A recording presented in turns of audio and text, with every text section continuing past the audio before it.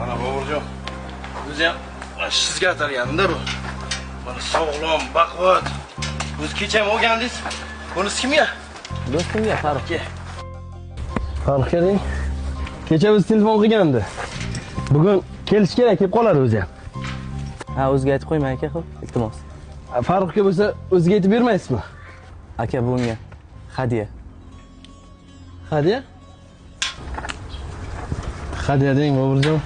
Hadya aka. Hozir jo'ralar bir-biriga uy, mashina, qimmat-qimmat narsalar sovg'a qilyapti. Siz qo'y sovg'a qilasizmi? Ammo men aytmasam o'zi biladi. Endi aka, ko'ngildan chiqqanda.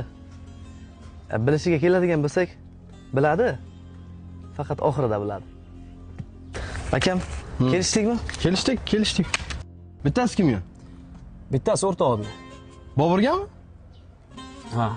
Faqat bu omonat gap. O'ziga aytib qo'ymang aka. Qarangda Farruxjon, shu men hech bir narsani tushunmayman-da. Orada shunaqa odamlar bo'lib qoladi-da menda ham. O'ziga aytmang deydiganlar. Mana hadya bo'lsa, uy sovg'a qil, mashina sovg'a qil, qimmatbaho sovg'a bersin. Qo'y ham sovg'a qiladimi hech zamonda? Ha aka.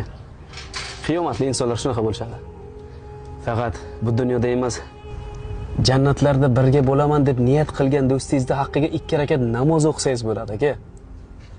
Ikkita yetimni boshini silab savobini do'stingizga atasangiz bo'ladi. Yoki mana bunaqa hayitlarda qurbonlik qilib do'stingizga qiyomatda sovg'a qilsangiz bo'ladi. Aka, siz aytgan mashinalar oddiy temir tersak hech narsaga arzimaydi. Oxiratiga olib ketadigan hech narsa qilmasangiz, bunaqa do'stlik nimaga kerak aka? Endi tushundingizmi? Tushundim, akajon, tushundim. Sardor, mana bu qo'yni mashinaga ortlaring. Yo, bismillah. Ehtiyot bo'ling. Xo'p. Endi Farruxjon, biz bir oddiy cho'pon bo'lsak, bunaqa narsalarni qayerdan bilamiz? O'rganing aka, o'rganing. Siz ham shu dunyoda yashayapsiz. Mo'min, musulmon insonsiz. Aka, sizni mani cho'pon edim, mani kasbim shunaqa edi degan narsalaringiz sizni ibodatdan ham, ro'zadan ham, farz qilingan narsalardan ham qutqarmaydi aka. Sog' bo'ling.